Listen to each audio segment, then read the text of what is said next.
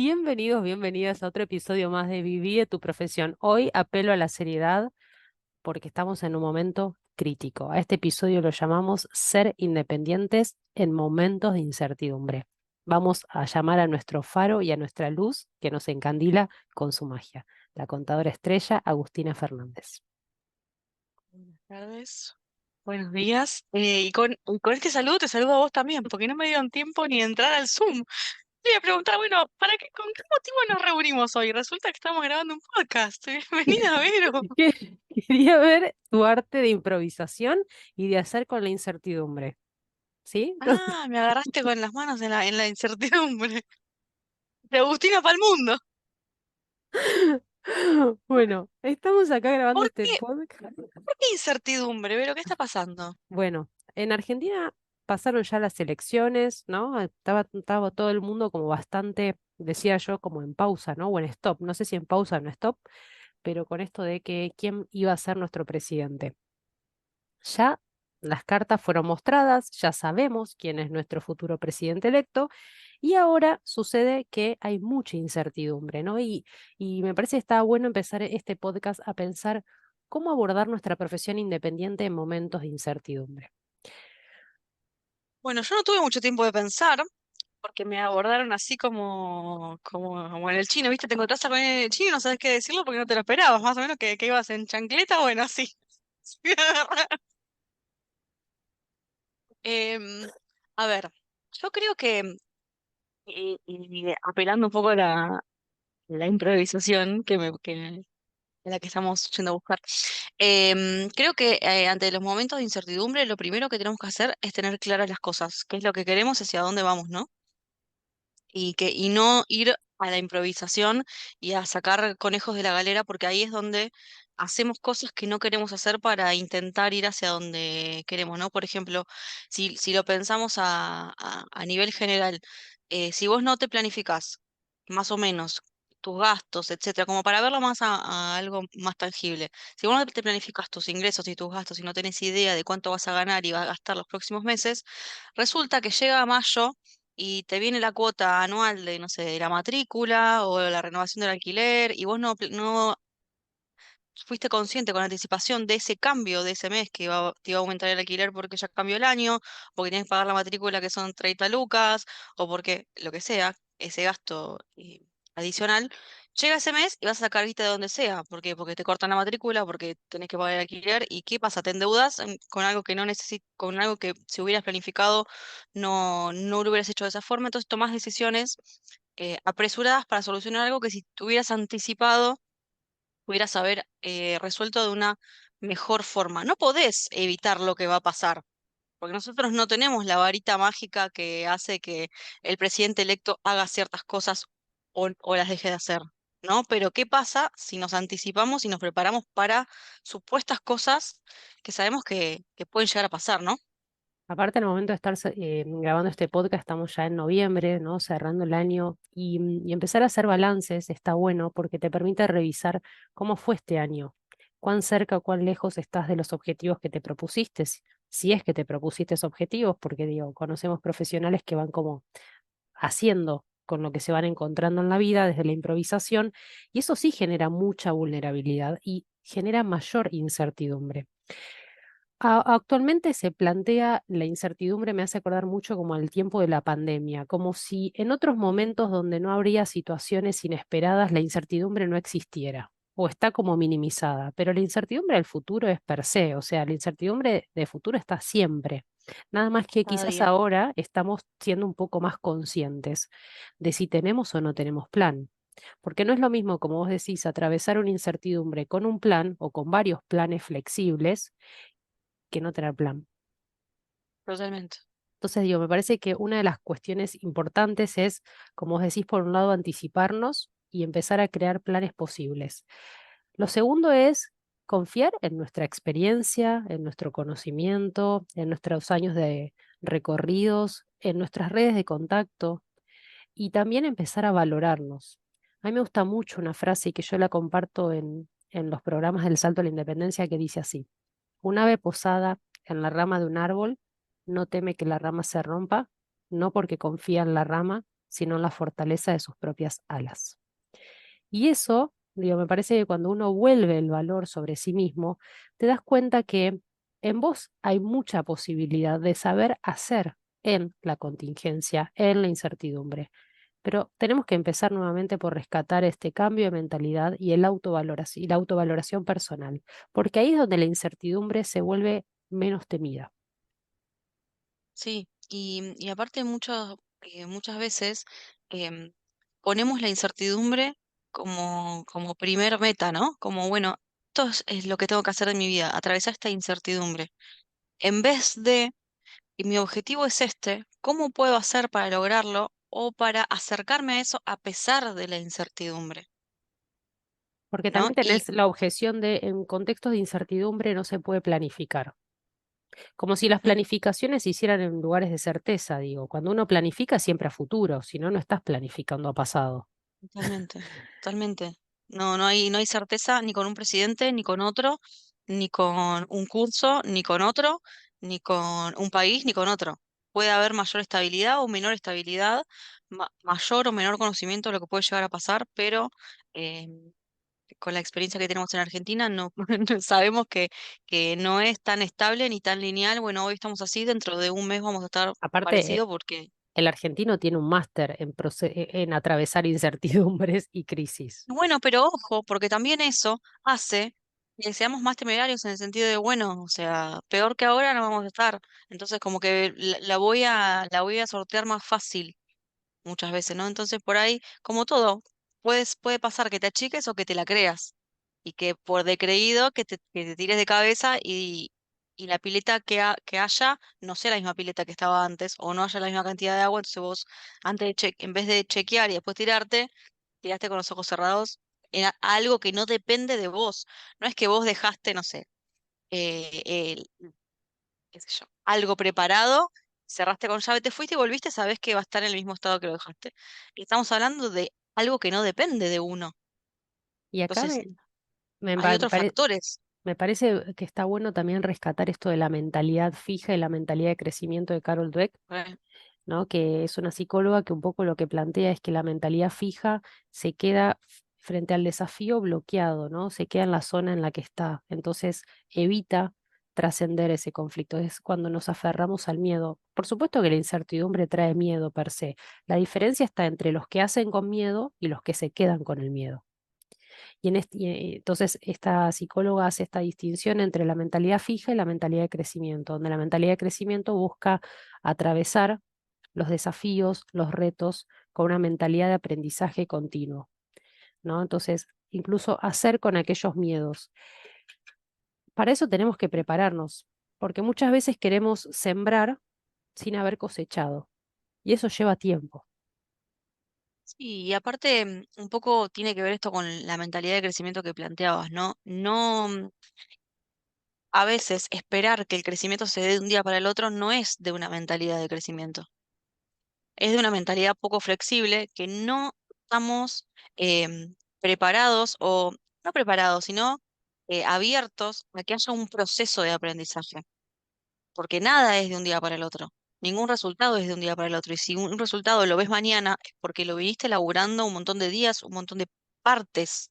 No importa la cantidad de tiempo, de días, de meses, de años. Lo viste trabajando en un montón de partes ok, mañana llegó el certificado, o mañana lograste esa meta en particular, pero no es que llegó de un día para el otro.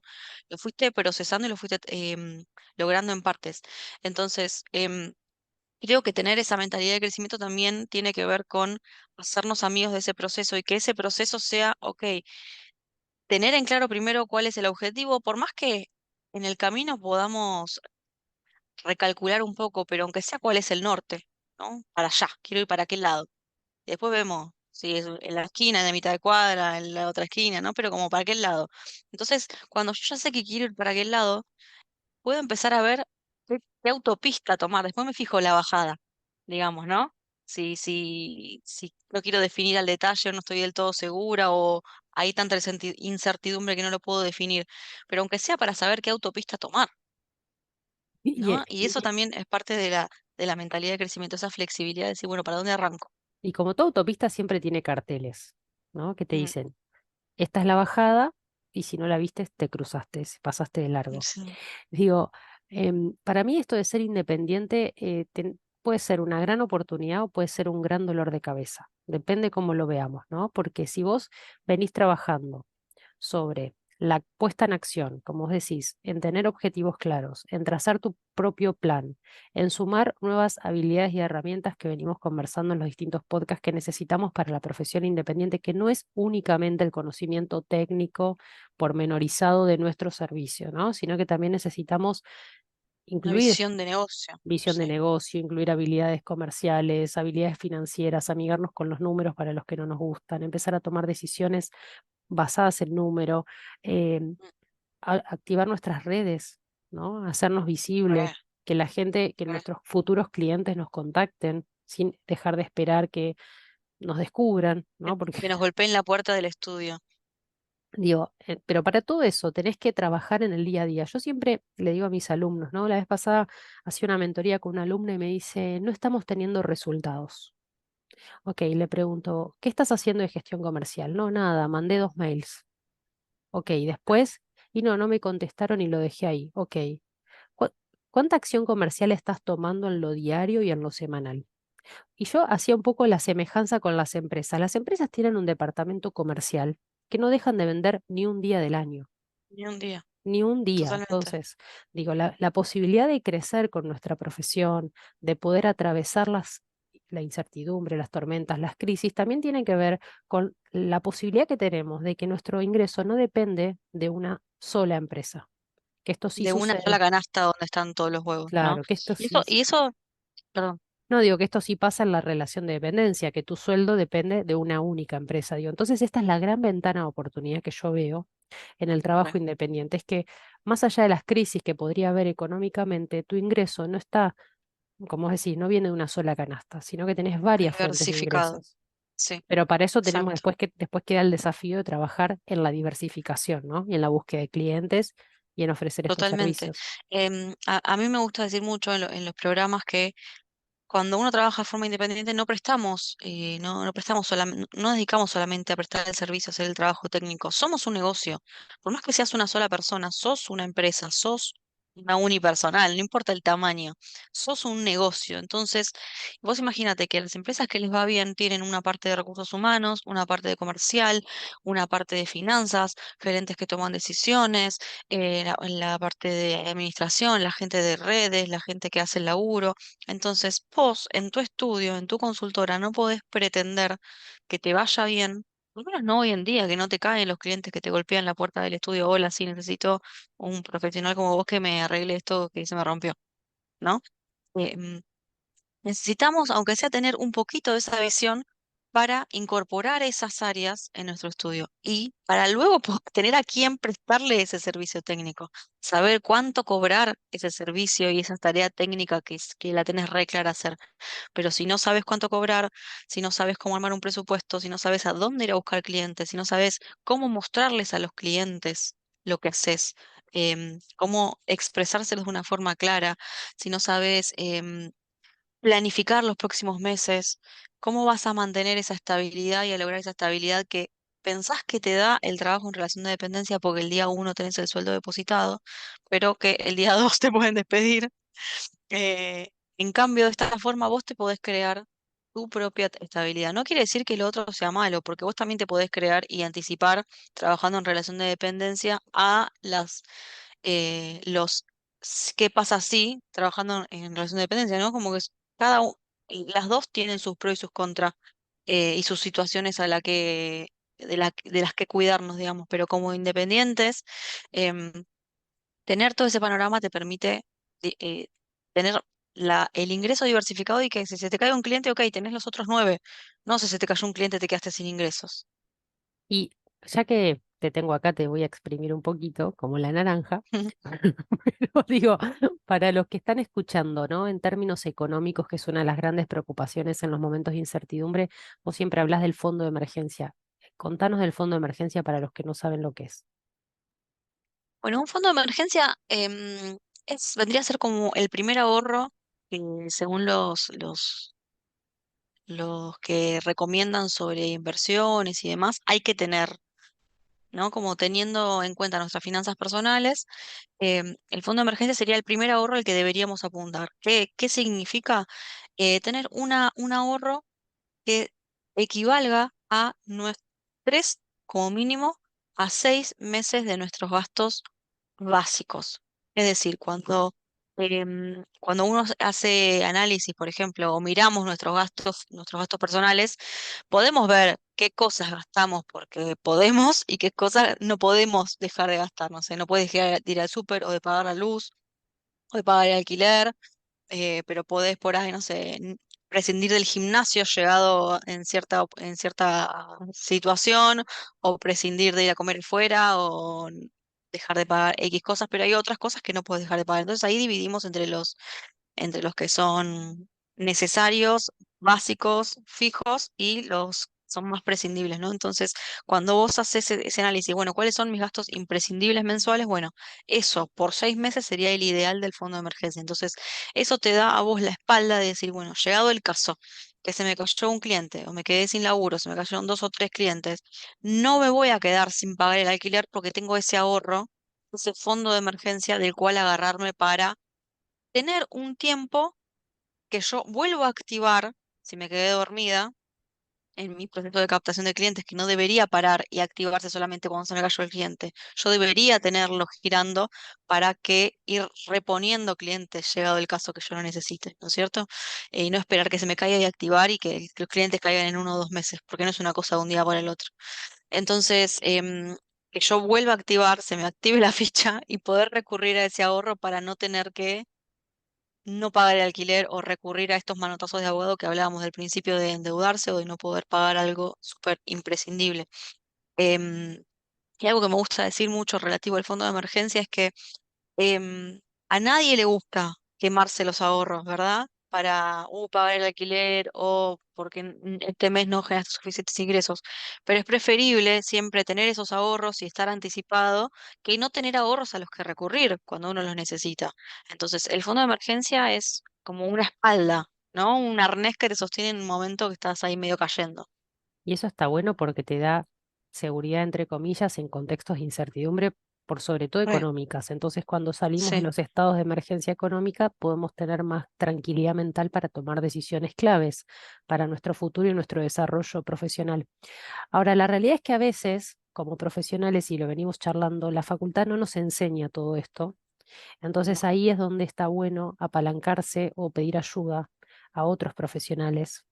Estamos ahora totalmente. cerrando el año, yo estoy abriendo las últimas mentorías del año, creo que como vos también, así que nada, disponemos, lo dejamos a disposición para los colegas que lo necesiten. En estas mentorías, Totalmente. ¿no? Espacios individuales donde lo que hacemos es trabajar puntualmente sobre las necesidades desde el punto de partida de cada quien, Específicas, exacto, específicas. exacto, específicas. Y en una de esas, si con esta mentoría te logras avanzar y dar ese paso, que salir del lugar donde vos estás ahora, con el envión suficiente, el año que viene ya te podés sumar a los programas y no te para nadie, no importa quién gobierne. Es un trampolín, los programas son un trampolín, como yo les llamo los caminos cortos, ¿no? Entonces, en esos Totalmente, caminos cortos lo podemos tener desarrollamos visión de negocio, desarrollamos mirada estratégica, desarrollamos totalmente. habilidades comerciales y Todo eso que no financieras nos enseñan en, y de en la facu mentalidad y todo lo que y venimos no, y charlando. salís con la cabeza así inflada que no te para nadie. Bueno, contadora estrella, tengo que decirte algo. A ver, Sorteaste hoy todo es sorpresa para mí, hoy. Sorteaste muy bien la incertidumbre de este podcast, que no sabías de qué íbamos a hablar, así que supiste hacer con la incertidumbre. Eso es porque tomaste el curso de ABC Emprendedor ¿Por qué lo das? y porque lo das. Bueno, psicóloga galáctica, psicóloga marketinera, ya vamos redefiniendo ahí un poco los apodos. Si querés hablar con Vero sobre sus mentorías y sobre las capacitaciones para sus profesionales de recursos humanos, la puedes encontrar en @psicopymes, a mí en @abcemprendedor. Y bueno, nos vemos en el próximo episodio con un poco menos de miedo a la incertidumbre.